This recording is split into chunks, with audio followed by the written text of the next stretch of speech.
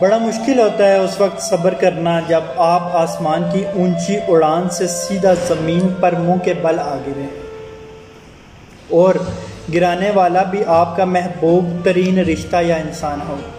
दिल चाहता है चीखें चिल्लाएं आ बका करें कि देखो मेरे साथ हुआ क्या है।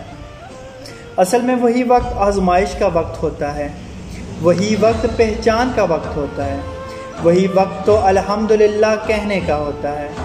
आपको समझ नहीं आ रहा होता, आप समझते हैं कि गिर गए, मगर वही गिरना तो दुनिया की मोहब्बत का मिटा डालना है।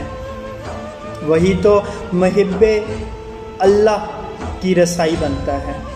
जब दिल टूटता है तो क्षण से इसके अंदर भरी दुनियावी मोहब्बत बाहर गिर जाती है, फिर वो दिल साफ हो जाता है, अल्लाह की मोहब्बत के लिए बिल्कुल साफ। जो लोग ये बात समझ जाते हैं अल्लाह ही की मोहब्बत तो सब कुछ है, वही अल्लाह के हो जाते हैं। अल्लाह पाक आसानियाँ हासिल और तकसीम करने की तौफीक अता फरमाए। जज़ाकल्लाह।